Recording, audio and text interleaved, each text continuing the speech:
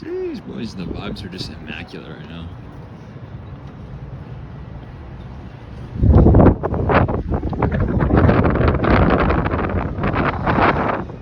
I mean, look at the view from here.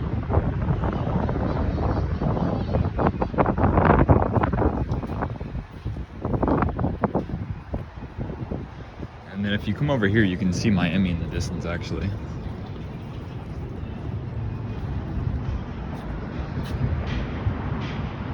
Beautiful.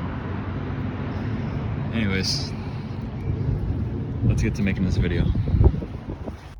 Alright guys, I'm here in the office. I'm gonna kind of start mixing these up a little bit with like half vlog style. I'm going through my email right now, and I just got an email from Ringba. This is for the Heat game. If you guys don't know, Ringba has suite tickets to the Miami Heat. They have a suite there. I went to these one time and there were a lot of big players in the pay-per-call industry there, and a really good opportunity to meet some people. So I don't know if I'm gonna go to this one. It's Friday at 8. I mean, I could. I definitely am planning to go to a lot more of these. They've been incredibly valuable to me.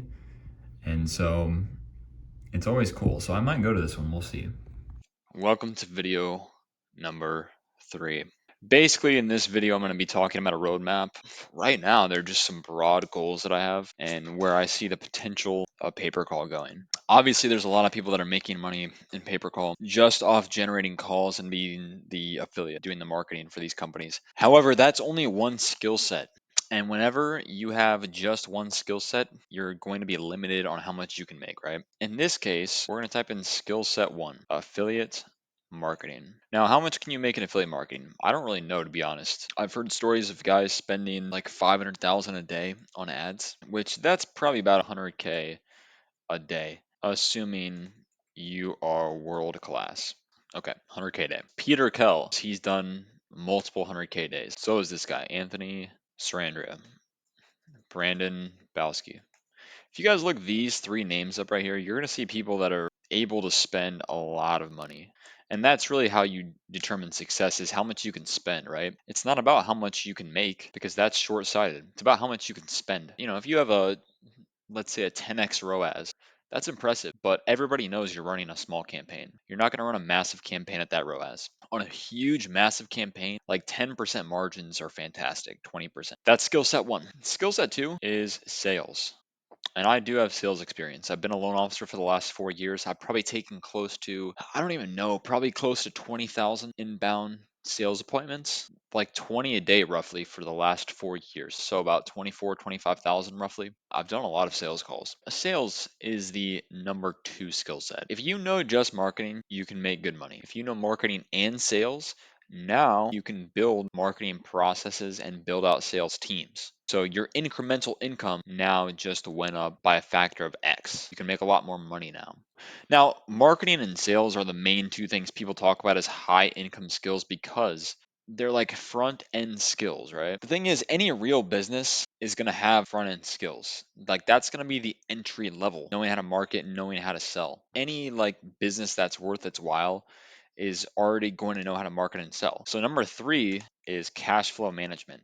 Now, this may be somewhat of an advanced topic for you guys, but it's creating a short or negative cash conversion cycle. If you have a negative cash conversion cycle, that means that you're getting paid before you actually spend the money on the ads to acquire the client. You can do this if you use credit. So let's say I have a credit card. I spend the money today. It's not due for 30 days. Let's say I spend $10 in ads. It makes me back $15. I collect the $15 today. I just made a 50% ROI and I still have a month to pay that bill. So that's a negative cash conversion cycle. When you combine all of these things, you have a negative cash conversion cycle, you have systematized marketing and fulfillment, and you have strong sales department. You can pretty much scale a company to whatever you want to if your market's large enough.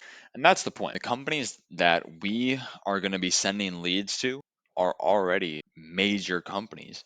So when you're sending leads to them, you can see what they do right inside of their business. And if you ever want to start your own company, you kind of already have an idea of what to model. These companies aren't dumb. You don't get to grow a company that big just by accident. It's very planned out. And some of these companies, it's taken them 10, 20 years to get to where they're at. You can literally look at their model based off of their cost to acquire a customer, their lifetime value, and you can basically just replicate their model. Just throw a different brand on it, do sales better, do marketing a little bit better, branding a little bit better. You can create a really valuable company that way. So that's kind of the goal, is just to build skills initially on the front end and then build a company on the back end that can buy your own calls. So, like I said, my long term goal is eventually to get to the point where not only do I own the team that generates the calls and generates the leads, I also own all the companies on the back end that are buying those and fulfilling those leads too.